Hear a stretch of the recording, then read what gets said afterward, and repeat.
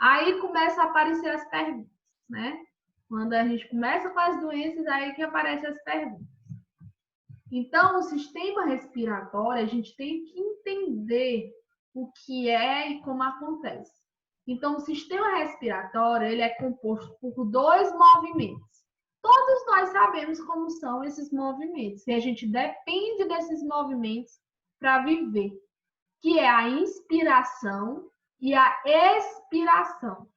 Então, o processo de inspirar, que é encher os pulmões, e expirar, que é eliminar os pulmões, corresponde ao quê? A expansão e o relaxamento do nosso tórax. Então, quando eu falo inspirar, né, é receber o ar. E expirar é eliminar esse ar. Então, essa expansão do nosso músculo, do nosso tórax, do nosso pulmão, ele é completo. Ele não depende só do pulmão. Ele depende da musculatura do pulmão e ele depende da parede torácica do pulmão. É onde fica o pulmão. O pulmão fica dentro da parede torácica, né? Além disso, o ato de respirar, ele também tem um padrão de regulação, né? Um padrão normal. Qual é esse padrão normal, professor? De 12 a 20 no adulto. Então, anotem e lembrem disso. Quando eu falo de padrão normal, eu falo de 12 a 20.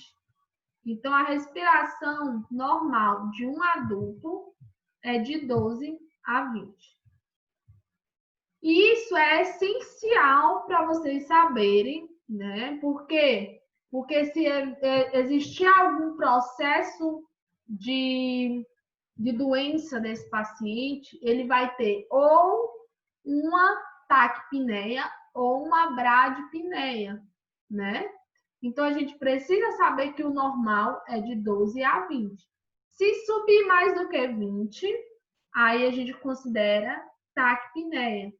Se descer mais do que 12, a gente considera bradipneia.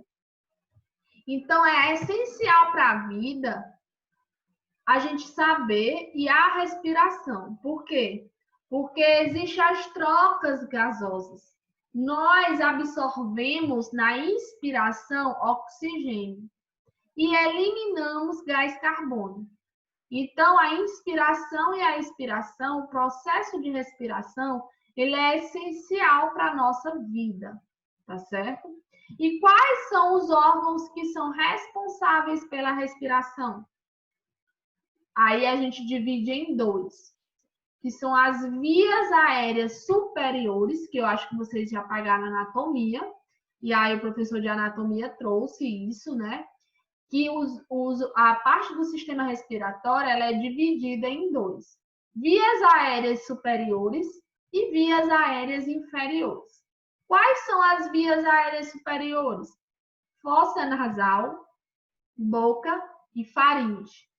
E as vias aéreas inferiores são laringe, traqueia, brônquios e bronquíolos, né? E aí tem o pulmão. Ah, professora, como é que eu vou saber? Aí eu trago essa imagem. Vocês conseguem ver? É ótima essa imagem, né? Apesar de ser inglês, dá para entender bem nessa dinâmica. Ó, os alvéolos, né? A traqueia. Após a traqueia vem os brônquios. Depois dos brônquios vem os bronquíolos. E depois dos bronquíolos vem os alvéolos. Eu costumo dizer que o pulmão é uma árvore de cabeça para baixo. Eu costumo dizer isso. Então, observem bem que o pulmão, se você observar, ele tem a traqueia, que aí seria o tronco, né? Aí tem os brônquios, que seriam os galhos, né? Os bronquíolos, que seriam as pontas dos galhos, e os alvéolos, que seriam as folhas, né? Então, observem como o pulmão, ele parece, né, como uma árvore de cabeça para baixo. Então, a gente tem que entender quais são as composições, né, do sistema pulmonar para a gente entrar nas doenças do sistema pulmonar. Então, existem vias aéreas superiores e existem vias aéreas inferiores. E aí, como eu falei para vocês, olha a importância de se saber o exame físico. Até agora a gente viu que é importante a respiração, que existe a inspiração, que existe a expiração. Quanto por minuto é normal a respiração? De 12 a 20. Mas e aí, o paciente chega lá para me consultar. Como é que eu vou fazer a avaliação, o exame físico? Eu vou começar pela inspeção. Olha aí o método propedêutico entrando aí. A gente vai fazer o quê? Inspecionar o paciente de duas formas. Uma forma é a estática, onde o paciente estará parado, e a outra é dinâmica. Como é isso, professor? A estática, a gente vai basicamente vê-lo, olhar a aparência do tórax. Lembra que eu falei que quando a gente fala em aparência do tórax, a gente vai ver se ele é em forma de funil, se ele é em forma de foice, se ele é em forma de peito de pombo, que é aquele peito que é para dentro. E a dinâmica é quando a gente vai observar a inspeção, né? A gente vai inspecionar a dinâmica. A gente vai inspecionar a inspiração e a expiração. A gente vai observar isso. E é na dinâmica, olhem, é na inspeção que a gente vai avaliar o padrão respiratório desse paciente. Então, como é que eu vou observar? É na inspeção. Então, como é que eu vou saber se o paciente está eupneico, taquipneico ou bradipneico? É na inspeção. Claro, e eu já deixo aqui para vocês lembrarem que quando a gente vai avaliar a respiração do paciente, nós temos que não relatar ao paciente, viu?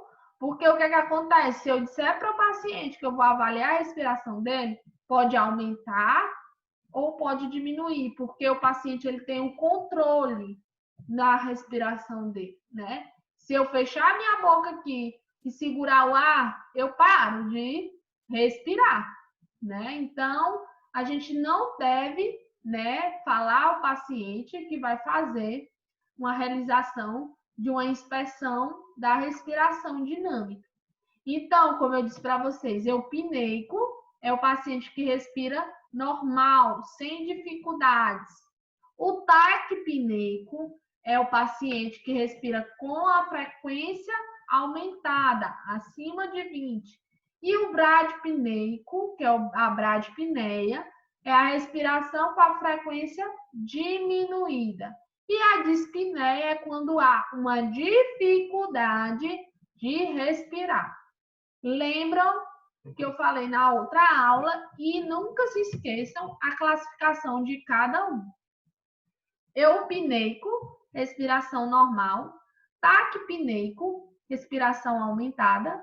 E bradipneico, frequência respiratória diminuída. E dispneia, né, dificuldade na respiração, tá bom?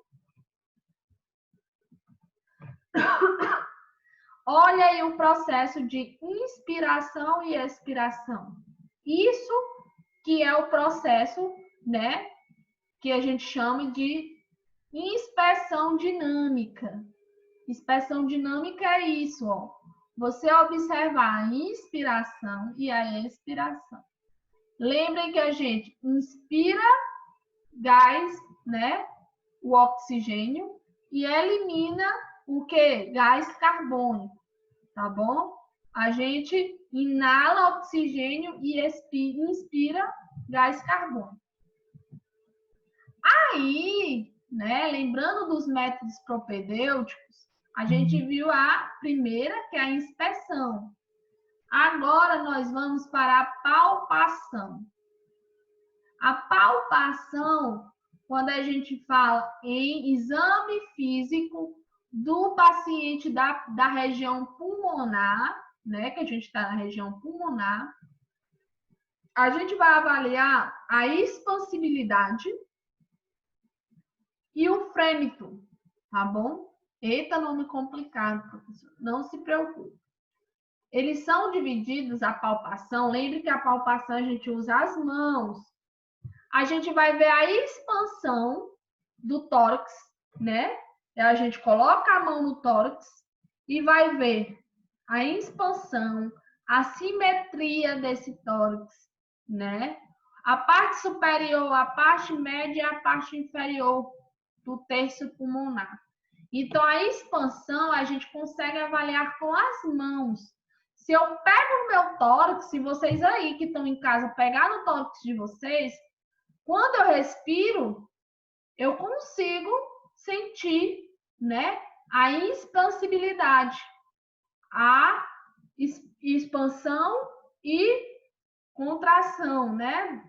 O relaxamento e o aumento. Então, eu consigo na palpação avaliar isso. E o frêmito é as vibrações que o pulmão ele consegue passar. Então, imagine aí quem é mãe, né? Quem é mãe aqui? Quem é mãe? Ah, quando o seu filho... É 4? 4 meninos? É? Ah, então tu é experiente. Então, quando o teu filho tá com uma tosse, tá cansado, tá com aquele ronco, quando tu pega, tu consegue sentir, não consegue, Inês? A vibração? Então, é esse tipo. Então, o frêmito que a gente fala aqui é quando a gente consegue sentir a vibração do tórax. E muitas doenças a gente consegue sentir a vibração do tórax, principalmente quando tem presença de ronco. Por isso que é importante saber fazer a palpação também. Então, a gente primeiro fez a inspeção e agora a gente fez a palpação, né, da região do pulmão, da região do tórax. Agora a gente vai para percussão. Percutir, ó, né? A gente usa na percussão, a maioria é esses 2 dedos, tá bom? Os 2 dedos para percutir. E utiliza o outro da outra mão para ser feito a percussão. Eu trouxe alguns vídeos para vocês nas aulas, no decorrer das aulas, vocês vão ver os vídeos de percussão. Então, a percussão, ela é possível para quê? Para identificar os sons, tá certo? Então, imaginem, mas professora, como é que eu vou conseguir obter som no pulmão? Sim, no pulmão. Eles podem ser obtidos e podem ser ouvidos também, mas agora a gente está na percussão. Então, quando a gente percute o pulmão, o som normal que o pulmão emite é o som claro pulmonar. É aquele som que a gente vê que tem ar dentro, né? Porque o nosso pulmão tem ar. Quando a gente escuta aquele som timpânico, que aí sai tu, né? Aquele som alto, a gente diz que está oco. Não tem aquele som que... Eu vou dar um exemplo aqui para vocês. Se você pega aquele coco seco, né? Tira o líquido de dentro. Se você bater, fica oco, né? Ali é um som oco. Então, o som timpânico é um som oco, né? Que a gente vê que tem muita quantidade de ar naquele local.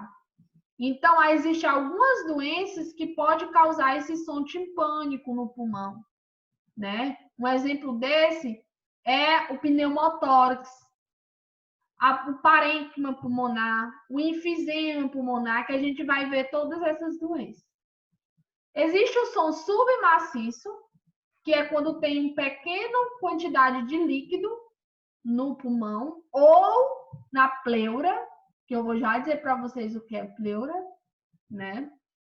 E o som maciço é quando tem uma grande quantidade de líquido e tem uma diminuição lá dentro de ar.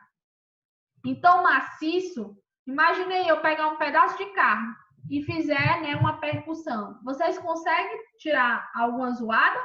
Não. Por quê? Porque é maciça, ela está coberta. Por isso que a gente chama de som maciço. E o som tipânico é aquele som que tem ar dentro. Então, dá para entender qual a diferença de um dos dois.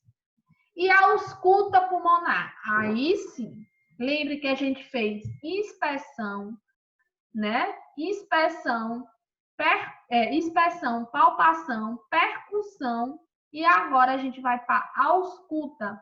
E aí, na ausculta, o normal, lembrem e anotem que o normal, o som normal que o pulmão faz quando a gente inspira e expira, o som normal é o som dos murmúrios vesiculares. Então, quando a gente pega, o médico ele não vai dizer assim, pulmão com som normal. Ele nunca vai dizer isso.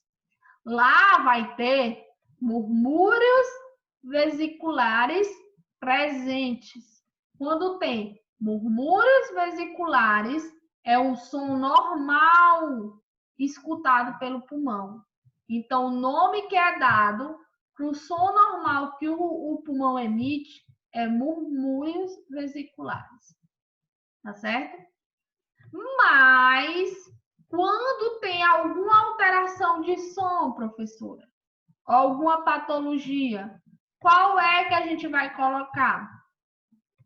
Ruídos adventícios. Para quem não consegue escrever o nome, tem no slide aí, ó. Em situações patológicas, é possível escutar os ruídos adventícios. Os ruídos adventícios são sons anormais que são emitidos quando tem alguma patologia, alguma doença no pulmão, tá bom? Então, se eu disser, né, na atividade que o paciente ele estava com ruídos adventícios, vocês já sabem que ele está com sons anormais no pulmão. Mas se eu botar Dona Maria, 84 anos, está com murmúrios vesiculares presentes, então ela está com o pulmão normal.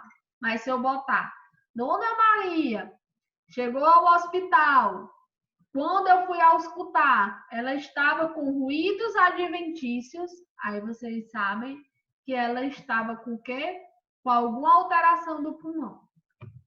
E aí, existem vários tipos de alterações. Essas alterações são essenciais e importantes. Tem um vídeo que eu não sei se vocês vão conseguir auscultar, porque o vídeo é um pouco baixo. Mas eu vou pegar no YouTube e vou enviar esse vídeo para vocês saberem qual é a diferença escutando, porque eu dizendo é uma coisa, vocês escutando o som é outra totalmente diferente. Então, o ronco são aqueles ruídos longos, né? Aqueles ruídos que formam movimentos causados pelo muco de líquido.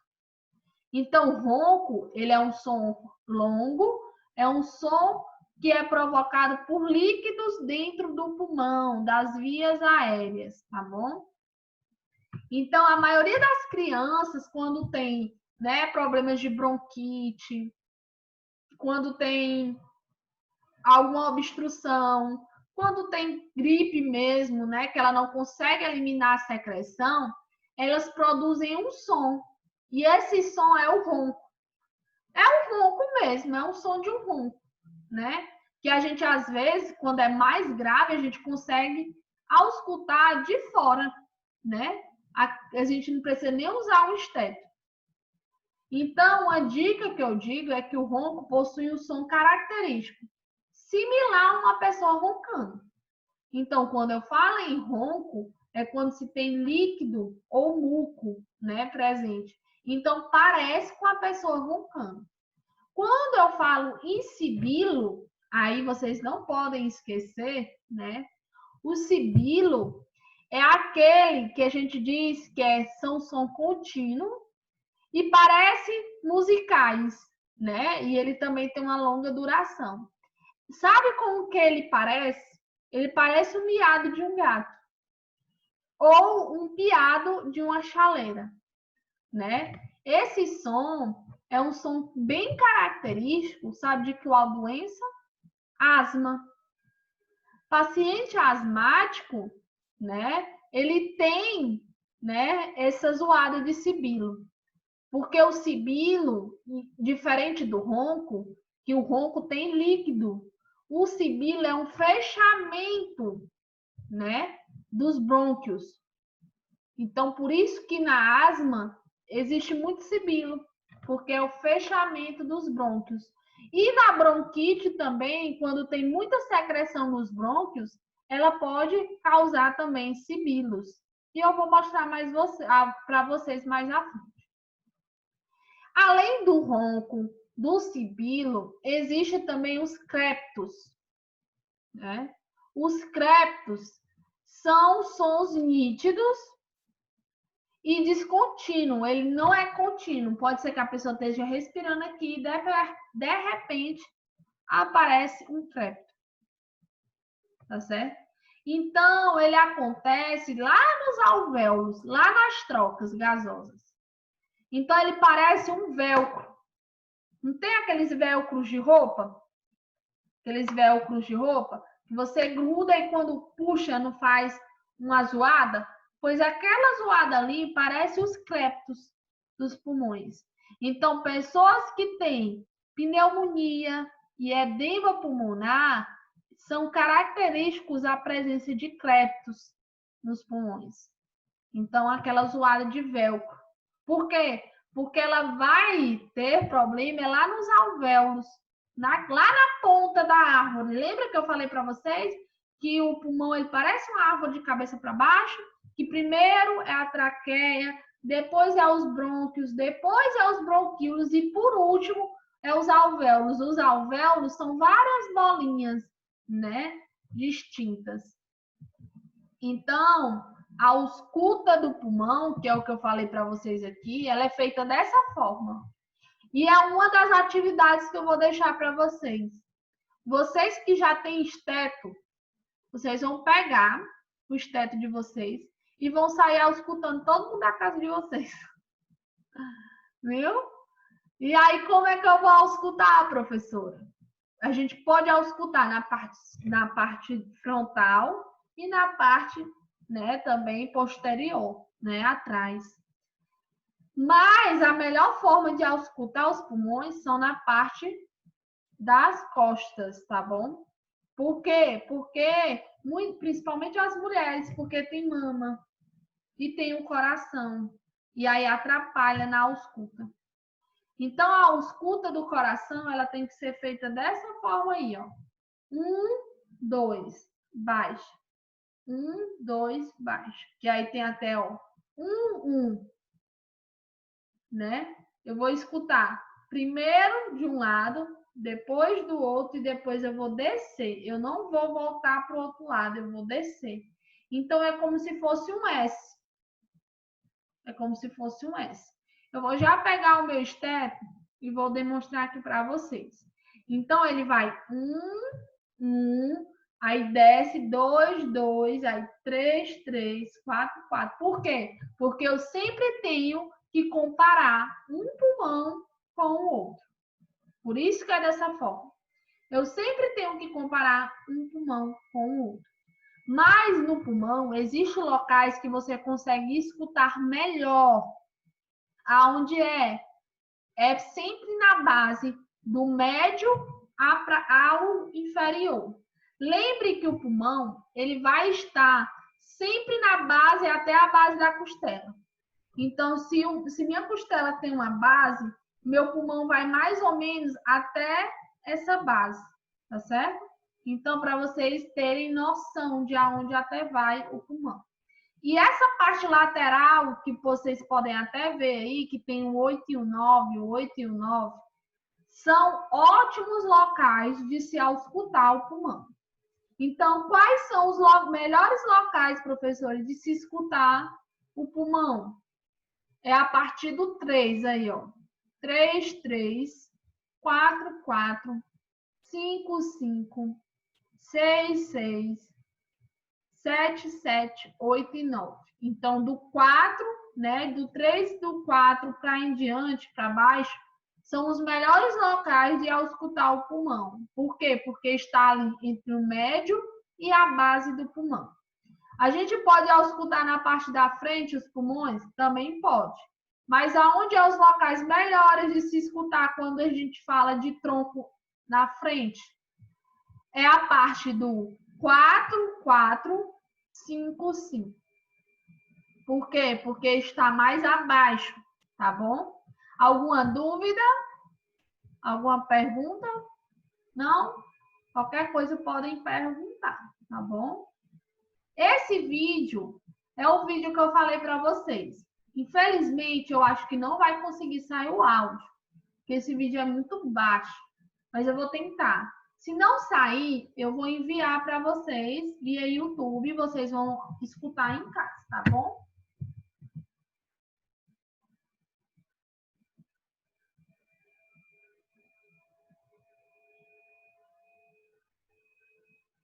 Não tá saindo o áudio, né?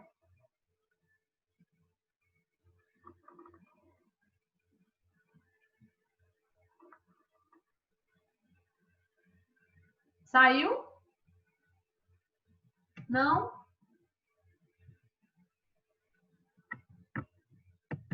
Eu acho que não vai sair. Mas aí eu vou mandar ele para vocês, tá bom? Eu vou mandar ele para vocês. E aí vocês em casa coloquem um fone e aí vocês vão conseguir escutar bem direitinho. Eu tenho ele baixado. Então, até agora a gente viu todo tipo de exame, né? Quando a gente fala de exame pulmonar do sistema respiratório. A gente viu que é inspeção, palpação, percussão e ausculta. A gente viu que a inspeção a gente tem dois tipos, né? A estática e a dinâmica, né? A gente viu a palpação, que a gente consegue apalpar e também é dividida em duas. A gente viu a percussão, que aí tem um claro pulmonar, né? Tem um maciço, tem um timpânico, e a gente viu também a ausculta, que aí tem os roncos, os sibilos e os crépitos. E eu vou mandar para vocês o vídeo, para vocês conseguirem auscultar, tá bom? Que aí vocês conseguem entender qual a diferença de cada um. E agora nós iremos entrar na parte das infecções do sistema respiratório, tá bom? Então, essa parte aqui é a parte das infecções, as partes das doenças. Até agora a gente viu a importância da inspeção, da palpação, da percussão e da ausculta. Mas como é que a gente vai descobrir qual é a doença desse paciente? Então, a gente precisa primeiro saber como é que vai fazer esse exame físico, a importância do método propedêutico, para depois a gente dizer e basicamente entender quais os tipos de doença. Eu vou dar um exemplo para você. Quando eu falar em asma, a asma é uma doença característica do sistema respiratório que ela dá dicas para vocês. Como é que eu vou saber, professor, se o paciente está com asma, se o paciente está com bronquite, se o paciente está com edema agudo de pulmão, se ele está com ADPOC? Isso tudo a gente descobre a partir dos sinais, do exame físico e dos métodos propedêuticos. Então, o importante é saber os sinais e sintomas das doenças para a gente conseguir caracterizar cada doença. Tá faltando menos de um minuto, vai cair. Quando cair, a gente já retorna com as doenças, tá bom? Aí, quando encerrar a parte da doença, a gente começa já a... Aí a gente encerra e eu já oriento vocês a próxima aula de amanhã. Então, a primeira doença que a gente vai falar é sobre a rinite, né? Quem aqui nunca já ouviu falar em rinite? E muita gente não sabe a diferença entre rinite e sinusite, né? Vou voltar aqui. O que é que vocês entendem por rinite? O que é que vocês entendem de rinite? O que é rinite? Quando eu falo em rinite,